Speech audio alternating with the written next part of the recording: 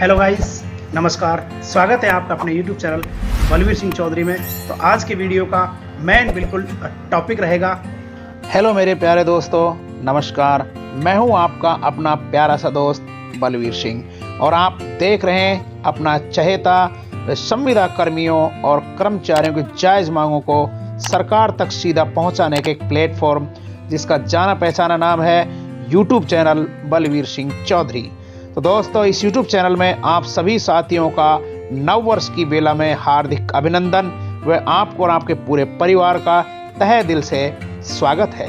आज के वीडियो का मेन कंटेंट रहने वाले हैं 3।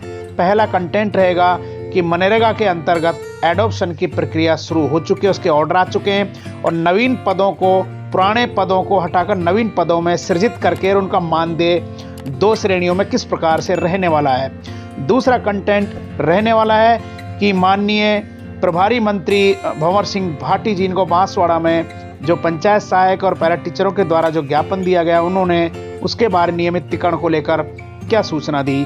और तीसरा कंटेंट रहने वाला है कि बीकानेर के द्वारा माननीय शिक्षा निदेशक महोदय के द्वारा हाल ही में एक ऑर्डर जारी किया गया है शिथिलन सूची एडॉप्शन को लेकर। उसके बारे में आप लोगों को बिल्कुल लाइव ऑर्डर दिखाऊंगा, तो बने रहें इस वीडियो में। आप लोगों से प्यारी सी गुजारिश है, यदि आप लोगों ने अभी तक इस आपके पसंदीदा यूट्यूब चैनल बलवीर सिंह चौधरी को सब्सक्राइब नहीं किया है तो सब्सक्राइब करके बेल आइकन को ऑल पर प्रेस कर लीजिएगा। और शुरू करते हैं आज के इंटरेस्टिंग वीडियो को। प्यारे दोस्तों, आज का इंटरेस्टिंग वीडियो शुरू हो चुका है, जो कि स्क्रीन पर आप देख रहे होंगे। आपकी सहूलियत के लिए इसको मैं बड़ा कर देता हूँ स्क्रीन पर, जिससे आपको रीड करने में प्रॉब्लम नहीं हो। यहाँ पर क्लियर आप लोग देख पा रहे होंगे, रीड आउट कर लीजिएगा किन के ऑर्डरों से जारी किया गया है। कार्यालय निदेशक प्राथमिक शिक्षा राजस्थान बीकानेर के द्वारा कौन सी डेट को जारी किया गया है, 6 जनवरी 2022 को। और सब्जेक्ट क्या रखा गया है, जिला शिक्षा अधिकारी मुख्यालय प्राथमिक शिक्षा विभाग। और उसके बाद में आप लोग क्लियर देख पा रहे होंगे, नीचे की तरफ मैं स्क्रॉल करके इसको दिखा रहा हूँ। इसका सब्जेक्ट क्या है देख लीजिए, विभाग में कार्यरत पैरा टीचर्स एवं ग्राम पंचायत सहायक को Rajasthan contractual hiring to civil post rule 2022 के अंतर्गत लाए जाने हेतु कार्मिक कैटू विभाग द्वारा जारी अधिसूचना दिनांक 11 जनवरी से जारी नियमों के अंतर्गत कार्रवाई के संबंध में क्या कार्रवाई करनी थी, इसको मैंने अंडरलाइन किया, जो क्लियर आप लोग यहाँ पर रीड कर लीजिएगा। यानी 8 दिसंबर 2022 तक नियुक्ति आदेश जारी करने एवं विभिन्न कारणों से अपात्र रहे संविदा कर्मचारियों को शिथिलन के प्रस्ताव भिजवाने हेतु निर्देशित किया गया था। लेकिन संबंधित पैरा टीचर ग्राम पंचायत सहायकों के द्वारा आयु सीमा में शिथिलन हेतु जाति प्रमाण पत्र EWS इकोनॉमिकली वीकर्स जो सेक्शंस प्रमाण पत्र थे प्रस्तुत करने पर उनको Rajasthan contractual hiring to civil post rule 2022 के अंतर्गत लाए जाने के संबंध में मार्ग निर्देशन चाहा गया था। इस अंडरलाइन को आप लोग क्लियर देख लीजिए, जो इसको डार्क करके मैंने इसको राउंड अप किया, जो क्लियर यहाँ पर देख पा रहे होंगे।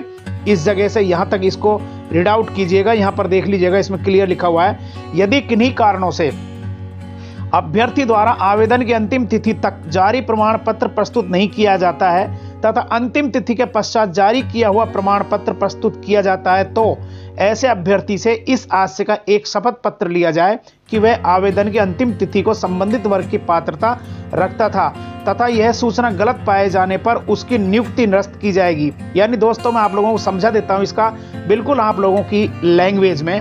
यानी जो व्यक्ति पैरा टीचर या पंचायत सहायक, विद्यालय सहायक या पाठशाला सहायक बनने से वंचित रखा गया था, अपात्र की सूची में रखा गया था, उस कार्मिक को यानी जाति प्रमाण पत्र जिसके पास में नहीं थे, चाहे वो OBC का रहा हो, SC ST किसी का भी रहा हो, या फिर वो व्यक्ति EWS सर्टिफिकेट दिया हो लेकिन वो पुरानी डेट तक था, यानी उस डेट को कट ऑफ माना था 8 दिसंबर 2022 को, उससे पूर्व का रहा हो या उसके बाद का रहा हो, उस समय तक यदि वो व्यक्ति उन प्रकरणों में जाति प्रमाण पत्रों की वजह से उसको अपात्र घोषित किया गया हो, उसके बाद यदि आज दिनांक तक उन्होंने सर्टिफिकेट जारी कर दिए हों, आपको सबमिट कर दिया हो जिला शिक्षा अधिकारियों को, तो उनको एडॉप्ट करके उनके आदेश जारी कर देने चाहिए नियुक्ति प्रमाण पत्र के।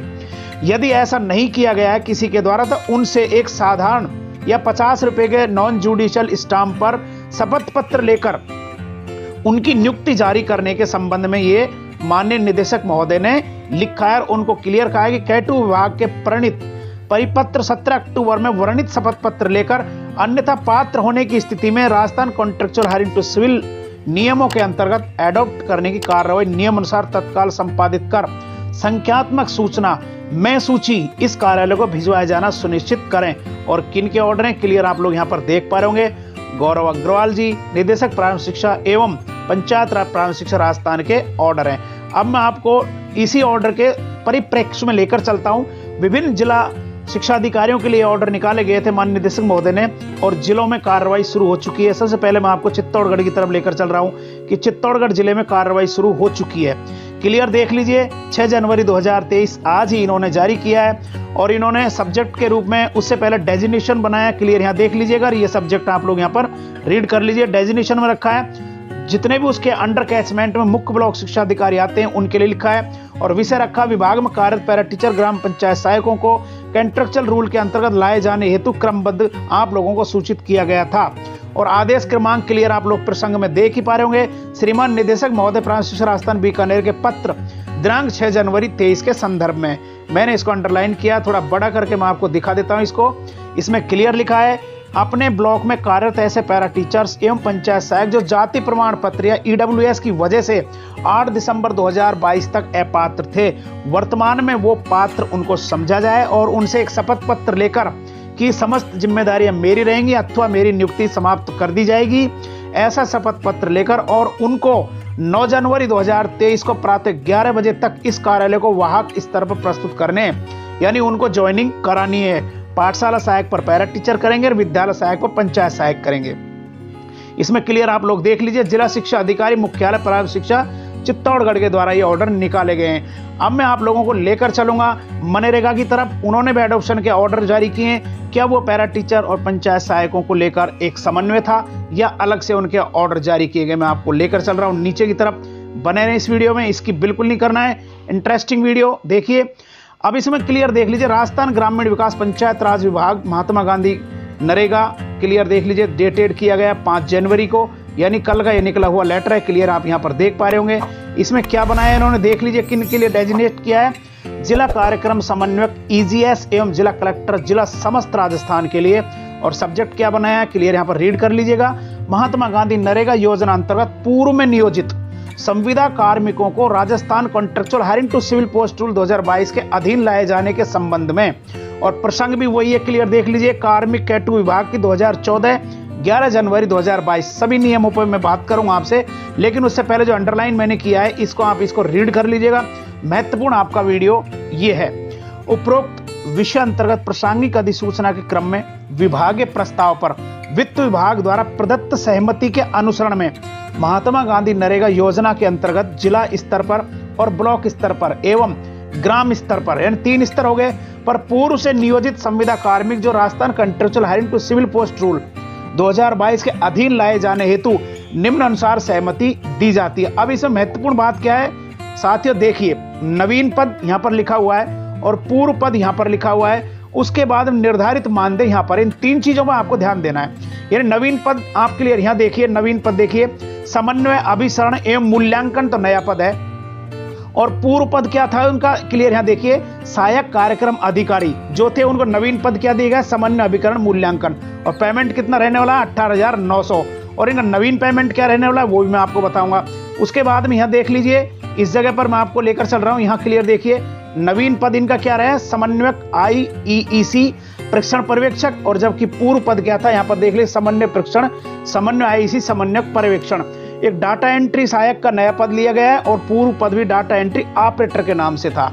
इनका पेमेंट 10,400 रहने वाला है और समन्वयक का पेमेंट 13,150 रहने वाला है। उसके बाद में नीचे की तरफ हम जाएंगे, कनिष्ठ तकनीकी सहायक नवीन पद है और पुराना पद था तकनीक, यहाँ पर कनिष्ठ तकनीक सहायक। और इनका पेमेंट कितना रहने वाला है क्लियर आप यहाँ पर देख लीजिए, 16,900 रुपए।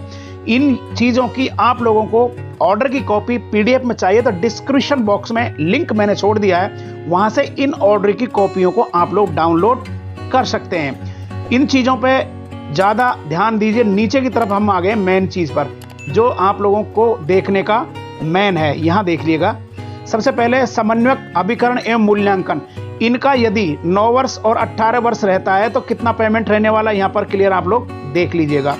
और समन्वय IEC परीक्षण का 9 वर्ष और 18 वर्ष रहता है तो इनका पेमेंट कितना रहने वाला है वो यहाँ देख लीजिएगा। डाटा एंट्री का 9 वर्ष और 18 वर्ष का एक्सपीरियंस हो जाता है तो यहाँ पर क्या रहेगा, ग्रेड देख लीजिए इनकी। सेकंड ग्रेड और फर्स्ट ग्रेड, दोनों की फर्स्ट ग्रेड सेकंड ग्रेड और तीसरे की सेकंड ग्रेड फर्स्ट ग्रेड रखी है। यानी पैरा टीचरों का और विद्यालय सहायक जो बनाए गए थे पंचायत सहायकों का सेम मैटर अभी तक आप लोगों के सामने दिख रहा है। अब चलते हैं मेन पॉइंट की तरफ जो रहने वाला है वो यहाँ पर देख लीजिए। उपरोक्त निर्धारित किया गया उच्च मानदेय निम्न स्तरों के अधीन रहेगा। क्लियर देख लीजिए, यानी 9-18 वर्ष के अंदर आपको इसमें एडॉप्ट होने के बाद काम करना पड़ेगा। काम करने के बाद यदि आपको 9 वर्ष का अनुभव होता है तो आपको सेकंड ग्रेड दी जाएगी, 18 वर्ष का अनुभव हो जाएगा तो आप लोगों को फर्स्ट ग्रेड दी जाएगी। पेमेंट क्या रहने वाला है वो आपको टेबल में मैंने बता दिया, और आपका अब तक का जो अनुभव है इसमें एडॉप्ट होने के पूर्व का वो इसमें शून्य कर दिया गया है। क्लियर, आप लोग यहाँ पर देख पा रहे होंगे बिंदु नंबर 2, इसको रीड आउट कर लीजिएगा। यहाँ पर क्लियर लिखा हुआ है 9-18 वर्ष की गणना में सम्मिलित नहीं की जाएगी। इस पॉइंट को आप लोग यहाँ से रीड कर लीजिएगा, क्लियर लिखा हुआ है। गणना इन नियमों के अंतर्गत आने की दिनांक से ही की जाएगी, अर्थात पूर्व में की गई गणना संविदा सेवा 9 और 18 वर्ष की गणना में सम्मिलित नहीं की जाएगी। क्लियर, आपने रीड आउट कर लिया। नीचे की पट्टी को मैंने रीड आउट किया है, रेड से किया है, क्लियर, इसको पढ़ लीजिएगा। दिनांक 11 जनवरी 2022 के नियम 12 में संलग्न प्रारूप के अनुसार आपकी नियुक्ति आदेश जारी होंगे। कौन से होंगे मैं आपको बता देता हूँ।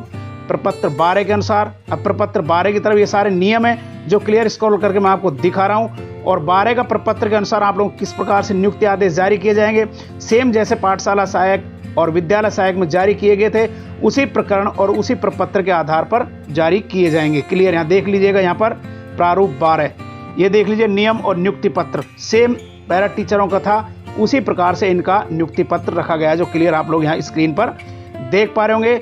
यहाँ क्लियर देख लीजिए कितने बिंदु रखे गए हैं, इसके अंदर 9 बिंदु रखे गए हैं, जो लास्ट में ये बिंदु आप लोग यहाँ पर देख पा रहे होंगे, पूरे 9 बिंदु यहाँ पर रखे गए हैं। ये सारी चीज़ें देख लेने के बाद में अब मैं आप लोगों से लेकर चल रहा हूँ ये सारे नियमों के बाद में कि माननीय बांसवाड़ा में मंत्री जो हैं भंवर सिंह भाटी जी, इनको ज्ञापन सौंपा गया।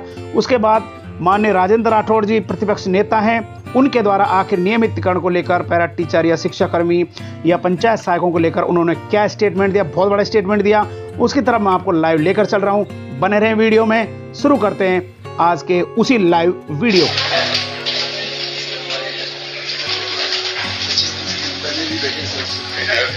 राजीव गांधी विद्यालयों को खोलकर और उनमें जिन नौजवानों को लगाया गया था उन पैरा टीचर्स को नियमितीकरण करने का काम भारतीय जनता पार्टी ने 2008 में किया।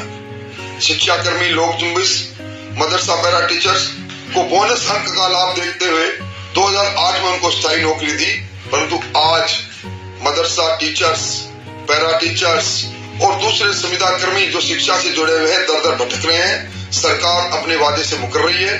ये दुर्भाग्य है, ऐसे लोगों के हाथ में हुकूमत है जो संवेदनहीनता की प्रकाष्ठा पर पहुंचे हुए हैं।